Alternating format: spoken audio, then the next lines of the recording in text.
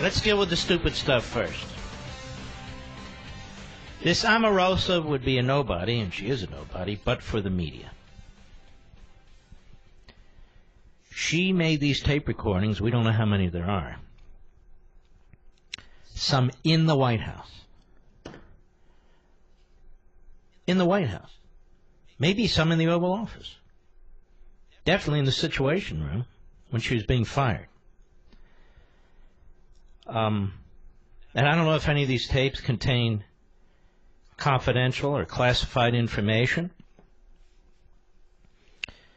But the fact of the matter is, nobody should be free to go into the West Wing of the White House and tape the president or tape individuals who are working for the president or even by phone.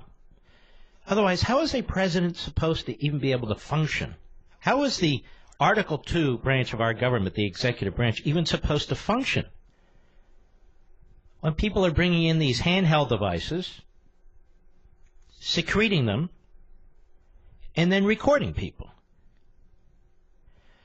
Now, a lot of people are blaming the president for hiring her. You know, a president hires over 3,000 political appointees in his administration. He can't be responsible for all of them. Now, maybe people will say, but in this case, he may have hired her specifically. Well, that's fine. But the fact is, there's a security breach here. There's a security breach here. I'd like to know who's responsible. In addition, Omarosa. How do people walk into a room with an iPhone or Android or whatever they're using to record and not get caught? Now, this Omarosa is doing the equivalent of political blackmail. And the media love it. The media keep promoting it. Now, on the one hand, this is their game. They promote her lies, and I'll explain that in a moment, but we're not spending all day on her, I can tell you that. And then they pull back and they say, well, why would you do this? In other words, they give her the airtime, the way they gave Comey the airtime, and this Michael Wolff the airtime, and the kook professor from Yale the airtime. They give them all airtime. The lawyer, Stormy Daniels, give them all tons and tons of airtime. And then they pull back and they say, why are people attacking us? You're attacking us. You're attacking freedom of the press. No, we're attacking you idiots. You left-wing ideologue slobs and hacks and thugs in the media. We're not attacking the First Amendment. We're attacking you. You don't represent freedom of speech just because you have freedom of speech any more than some carnival barker on the corner does, or some homeless guy standing in a box screaming at the top of his lungs. You don't represent freedom of the press just because you're in the press. You're not defending anything. Nobody's attacking the First Amendment. You undermine your own professionalism because you don't have any. There, meet the depressed. Chuck Todd, he's thrilled. He got an exclusive. He's the first one, the Omarosa. Her book comes out on Tuesday. Sits there like a thug, like a buffoon. And she goes on and on and on. They know she's a clown. They know she's a liar, but it doesn't matter.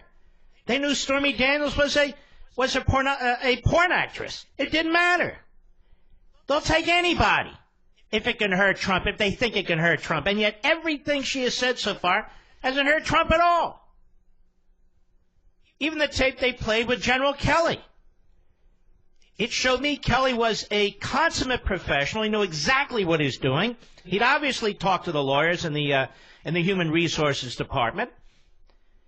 And if anything, it's damning of Omarosa, where he said, look, we got more crap we had to deal with you. I'll put it in Mark language.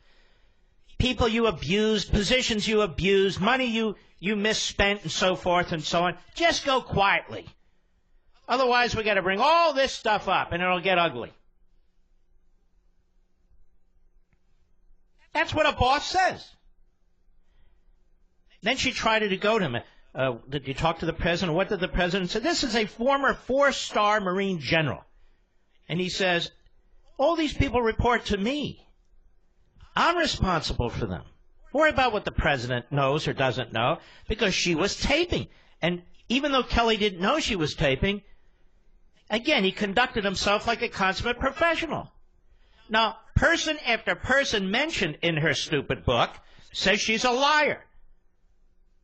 Sean Spicer, George Conway, Frank Luntz, Michael Cohen, and scores of, and I don't know about scores, many others. And yet the media keep pushing her. And then they, again, the tactic is to get her out there, get her to trash him, and then have second thoughts and, maybe, we're not saying she's right or anything. The taping is a problem. Now, we need to know if the taping violates any White House rules or any executive branch regulations.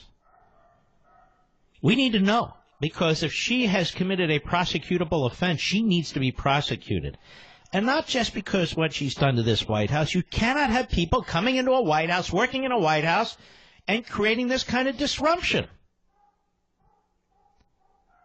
The presidency needs to function. That's part of the problem with Mueller. So Omarosa is a buffoon. She's a clown. She's a serial liar, according to these other people who are mentioned in the book. She says, well, he was trying to get a tanning machine in the White House. Nobody was trying to get a tanning machine in the White House. Well, Sean Spicer's paid, you see, to be supporting the president. Says, I'm not paid to be supporting the president. Well, Frank Luntz knows that he used the N-word once in front of him or overheard it. And that says, I don't know what she's talking about. Then NPR, of all places, catches her in a lie.